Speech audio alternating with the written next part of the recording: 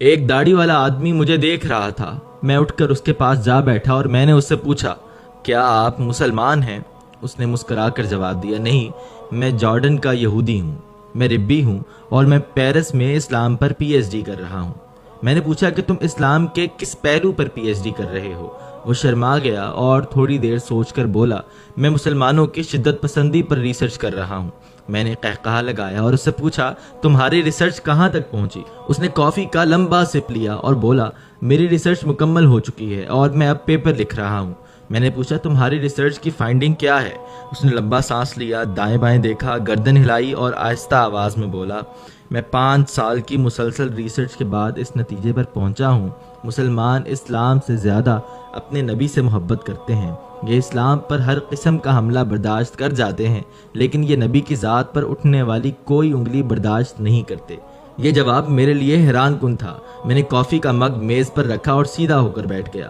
وہ بولا، میری ریسرچ کے مطابق مسلمان جب بھی لڑے، یہ جب بھی اٹھے اور یہ جب بھی لپکے، اس کی وجہ نبی اکرم صلی اللہ علیہ وسلم کی ذات تھی۔ آپ خواہ ان کی مسجد پر قبضہ کر لیں، آپ ان کی حکومتیں ختم کر دیں، آپ قرآن مجید کے اشاعت پر پابندی لگا دیں، یا آپ ان کا پورا خاندان مار دیں، یہ برداشت کر جائیں گے۔ لیکن آپ جو ہی ان کے رسول اللہ کا نام غلط لہجے میں لیں گے، یہ تڑپ اٹھیں گے، اور اس کے بعد آپ پہلوان ہو یا فرعون، یہ آپ کے ساتھ ٹکرا جائیں گے۔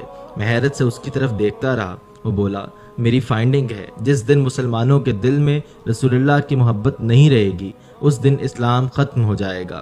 چنانچہ آپ اگر اسلام کو ختم کرنا چاہتے ہیں تو آپ کو مسلمانوں کے دل سے ان کا رسول نکالنا ہوگا۔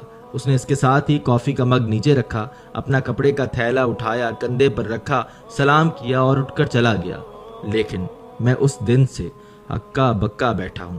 میں اس یہودی ربی کو اپنا محسن سمجھتا ہوں، کیونکہ میں اس سے ملاقات سے پہلے تک صرف سماجی مسلمان تھا، لیکن اس نے مجھے 2 فقروں میں پورا اسلام سمجھا دیا۔ میں جان گیا رسول اللہ سے محبت اسلام کی روح ہے، اور یہ روح جب تک قائم ہے اس وقت تک اسلام کا وجود بھی سلامت ہے۔ جس دن یہ روح ختم ہو جائے گی، اس دن ہم میں، عیسائیوں اور یہودیوں میں کوئی فرق نہیں رہے گا۔